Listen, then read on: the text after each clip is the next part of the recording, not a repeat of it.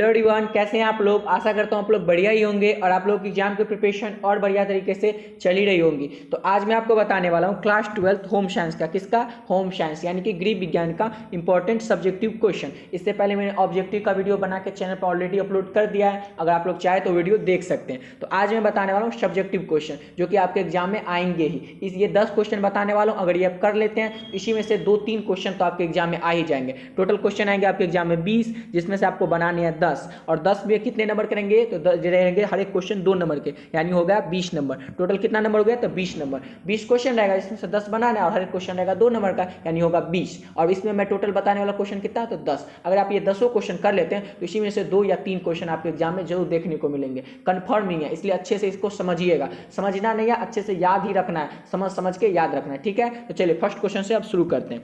तो पहला क्वेश्चन क्या है कि प्रदूषण। और एक और चीज, आपके एग्जाम में ऐसे नहीं रहेगा कि प्रदूषण क्या है, प्रदूषण को परिभाषित कीजिए या डिफाइन कीजिए, ऐसे नहीं रहेगा। ये ऐसे ही सिर्फ रहेगा, प्रदूषण लिखा रहेगा, इसको डिफिनेशन आपको डिफिनेशन इसका बताना है, समझे। जैसे सिर्फ प्रदूषण लिखा रहेगा, ये नहीं लिखा रहेगा इसको क्या करना है। 2 नंबर वाला क्वेश्चन ऐसे ही रहेगा।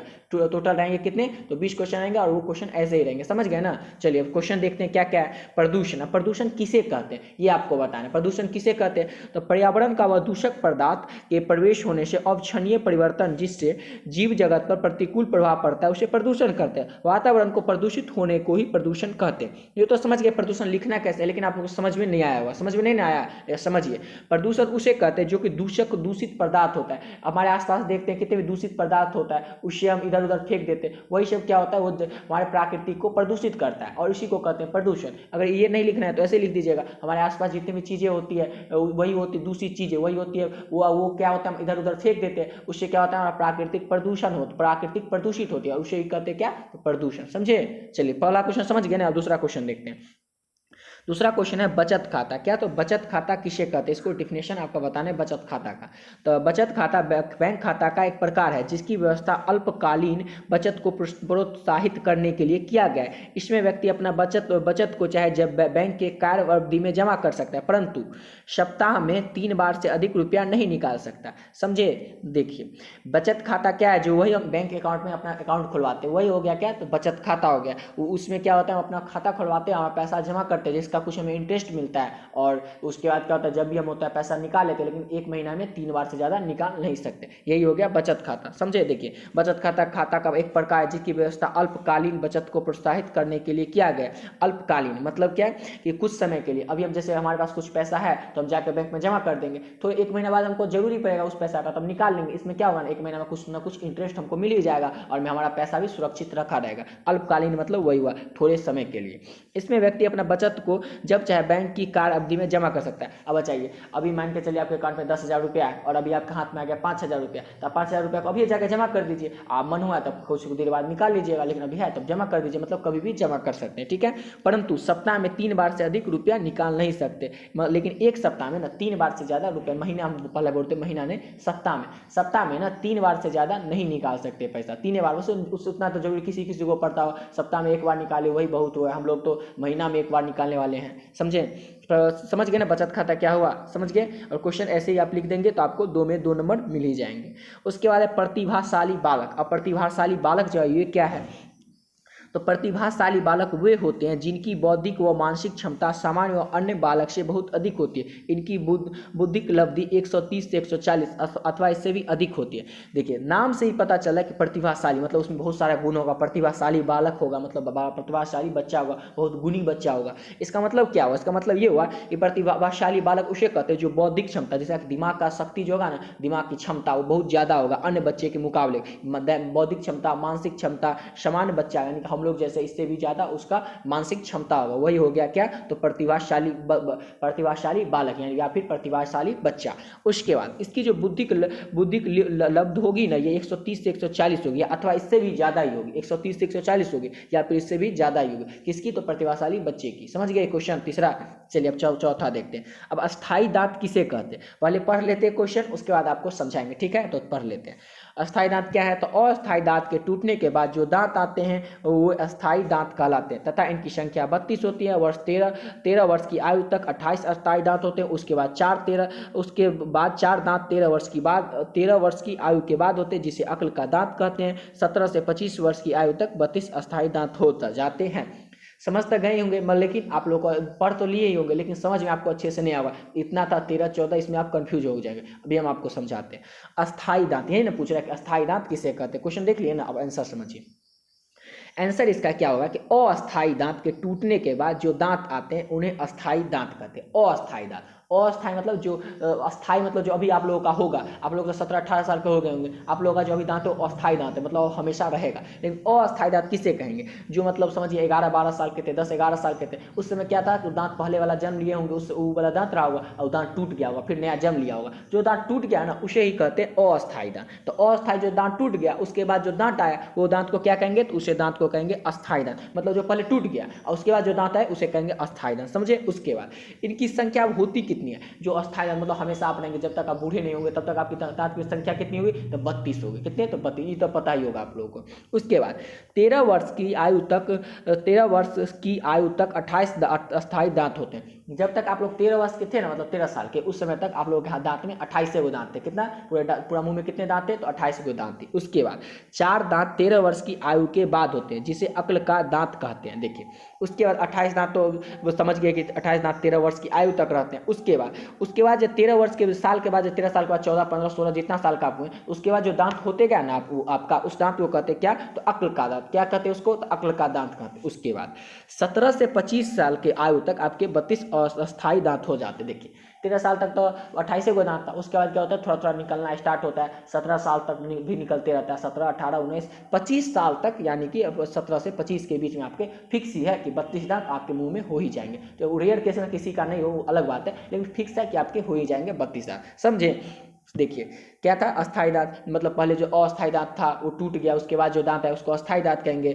13 से 28 साल तक अस्थायी दांत होते हैं। कितने होते हैं? 13 से 28 साल तक, 13 वर्ष की आयु तक कितने दांत होते हैं? अस्थायी दांत, जो कि रहते ही हैं, वो होते हैं 28 गो रहते हैं, लेकिन 4 गो उसके बाद आते हैं, जिसको कहते हैं अक्ल का दांत। उसके बाद 17 से 25 साल तक फिक्स, या किसी को नहीं भी आया हो 17 साल तक, तो उसको 25 साल के अंदर तक 32 गो दांत उसके मुंह में हो ही जाता है। समझ गए?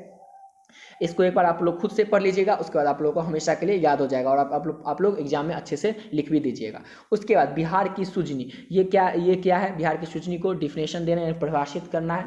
तो बिहार की सुजनी तो आप लोगों को पता है, सुजनी बिहार तो समझ गए, सुजनी से आप लोगों को पता ही होगा, जिस पर अभी आप लोग बैठे होंगे, अगर चेयर पर नहीं बैठे हो तो सुजनी पर ही आप लोग बैठे होंगे, उसके ऊपर चादर होगा, चादर के नीचे सुजनी होगा, जिस पर आप लोग बैठ के वीडियो देख रहे होंगे। तो बिहार की लोकप्रिय कला है, बिहार की ना लोकप्रिय कला क्या है? तो सुजनी है। समझ गए? उसके बाद ग्रामीण क्षेत्रों की महिलाएं वर्षों की इस कला के जरिए ग्रामीण क्षेत्रों में इसे अपनी आर्थिक उन्नति का आधार बनाए हुए है। उसके बाद बड़ी संख्या में महिलाएं इस कार्य को कर रही है, लेकिन संसाधन के अभाव में यह कला दम तोड़ रही है। ठीक है, इतना समझिए। उसका आगे देखते हैं।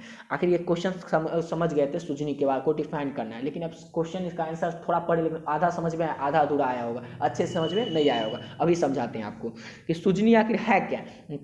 तो सुजनी जो है ना, ये कहीं का कुछ भी कहीं का किसी जो दूसरे राज्य का कुछ और कलाकृति जो रहता है, जो फेमस रहता है, लेकिन अपने बिहार का क्या कलाकृति फेमस है, यानी लोकप्रिय कला क्या है? तो सुजनी है। अब सुजनी कैसे बनाया जाता है वो तो बताने की जरूरत नहीं, वो सब आप लोगों को पता ही होगा।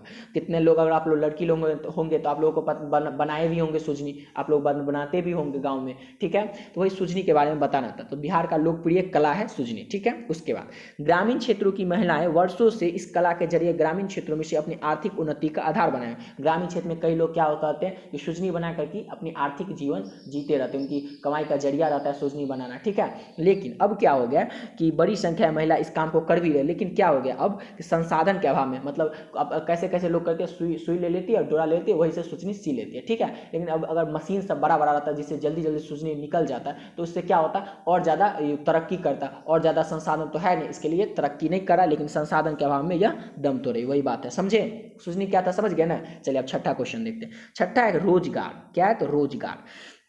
अगर कोई काम करने की इच्छा रखता है, उसे उसकी काबिलियत के हिसाब से काम मिले। अगर कोई व्यक्ति काबिलियत के हिसाब से न हो, लेकिन उस काम से उसकी आजीविका चलती हो, तो उसे रोजगार कहते हैं। पहले पढ़ तो लिया, अब समझ आते हैं आपको। अगर कोई काम करने की इच्छा रखता है और उसकी काबिलियत हिसाब से काम मिले, मतलब कोई आदमी चाहे कि हमको काम करना है और उसकी जो काबिलियत होगा, जैसे वो 12th पास होगा, ग्रेजुएशन कोई किया होगा, उसको उसके काबिलियत के हिसाब से वो काम मिल जाए, ठीक है। उसके बाद अगर कोई व्यक्ति काबिलियत के हिसाब से न हो, लेकिन उसकी आजीविका चलती हो, तो उसे रोजगार कहेंगे। देखिए, कोई आदमी पढ़ा लिखा होगा तो उससे वो अपना काम करेगा, जो मतलब कोई पढ़ा लिखा होगा तो पढ़ा लिखा वाला काम करेगा, कोई आदमी पढ़ा लिखा नहीं होगा तो वो अपना उतना दूसरा काम, मजदूरी वाला काम करेगा, तो इसी को रोजगार कहते हैं। सिंपल भाषा में इसको लिख दीजिएगा, इसमें तो ऐसे लिखा हो, लेकिन आप ऐसे भी लिख सकते हैं, कोई आदमी जितना पढ़ा लिखा उसके मुताबिक वो अपना काम करेगा, कोई आदमी पढ़ा लिखा नहीं हो तो उतना काम, एग्जाम्पल एक दो दे दीजिएगा, पढ़ा लिखा होगा तो टीचर बन जाएगा, उसके बाद कुछ बता दे, बैंक के कर्मी बन जाएगा, कुछ भी लिख दीजिएगा। और उसका जो पढ़ा लिखा नहीं होगा वो बन जाएगा, वो उसके हिसाब से अपने काबिलियत के हिसाब से काम करेगा। जो पढ़ा लिखा नहीं होगा तो वो भी मजदूर बन जाएगा। ये सब ऐसे लिख दीजिएगा। अगर एग्जाम्पल मन नहीं हो तो नहीं भी लिखे, लेकिन लिख देते तो अच्छा लगता, 2 में 2 नंबर फिक्स ही हो जाते, ठीक है ना। चलिए अगला क्वेश्चन देखते हैं। खाद्य संरक्षण। अब बताना कि खाद्य संरक्षण, खाद मतलब खाद, खेत में खाद देने वाला खाद नहीं, खाद मतलब खाद्य पदार्थ जो हम लोग खाते हैं, ठीक है ना। खाद्य संरक्षण, खाद्य परीक्षण या संरक्षण खाद्य को उपचारित करने और संभालने की एक ऐसी प्रक्रिया जिससे उसके खराब न होने, गुणवत्ता, खाद्यता या पौष्टिक मूल्य की कमी की उस प्रक्रिया को रोकता है। ये बहुत कम कर देता है, जो सूक्ष्म जीवाणु द्वारा होती है और होती या तेज कर दी जाती है। उसके बाद क्या है, इतना ही है, ठीक है। खाद्य संरक्षण, ये आपको समझिए क्वेश्चन। अब इसका आंसर समझिए। खाद्य संरक्षण या संरक्षण खाद्य को उपचारित करने और संभालना एक ऐसी परीक्षण, किसका, तो खाद्य संरक्षण, भोजन को जो होगा नया भोजन पदार्थ, उसको संरक्षण मतलब उसको अच्छे से रखेंगे, उसी को कहता है संरक्षण, ठीक है।